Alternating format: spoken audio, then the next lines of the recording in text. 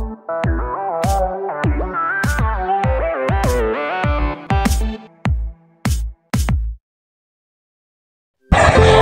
আমার ছোট্ট সোনা বন্ধুরা, তোমরা সবাই কেমন আছো? আজকে আমরা শিখব মানবদেহের বিভিন্ন অঙ্গ ও প্রত্যঙ্গের নাম।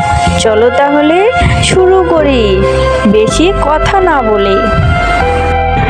হেড, হেড মানে মাথা। হেড, হেড মানে মাথা। মাথাকে ইংরেজিতে বলা হয় হেড। হেড মানে মাথা। হেয়ার, হেয়ার মানে চুল। হেয়ার মানে চুল। চুলকে ইংরেজিতে বলা হয় হেয়ার। হেয়ার মানে চুল। আই, আই মানে চোখ। আই মানে চোখ।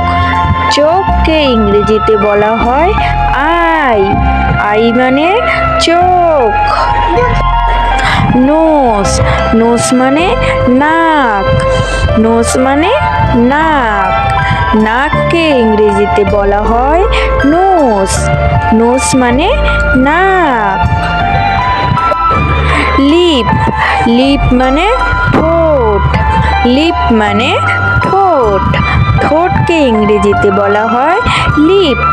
লিপ মানে ঠোঁট। টুথ, টুথ মানে দাঁত। টুথ মানে দাঁত। দাঁতকে ইংরেজিতে বলা হয় টুথ। টুথ মানে দাঁত। টাং, টাং মানে জিভ। টাং মানে জিভ। জিভকে ইংরেজিতে বলা হয় টাং। টাং মানে জিভ। ইয়ার, ইয়ার মানে কান। ইয়ার মানে কান। কানকে ইংরেজিতে বলা হয় ইয়ার। ইয়ার মানে কান। আইল্যাশ, আইল্যাশ মানে চোখের পাতা। আইল্যাশ মানে চোখের পাতা। চোখের পাতাকে ইংরেজিতে বলা হয় আইল্যাশ। আইল্যাশ মানে চোখের পাতা।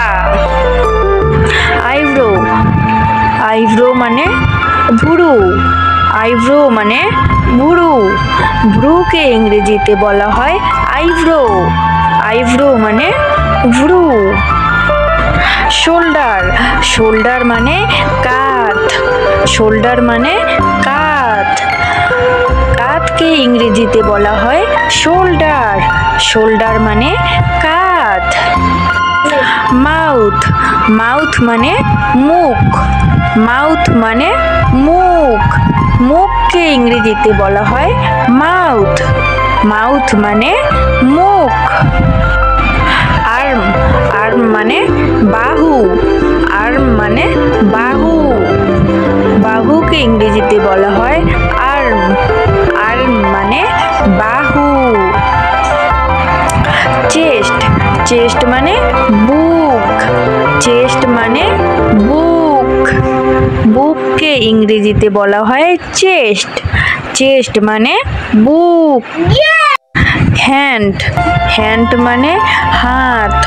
হ্যান্ড মানে হাত।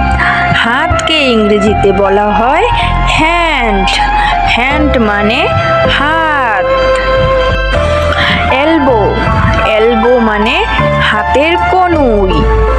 এলবো মানে হাতের কনুই।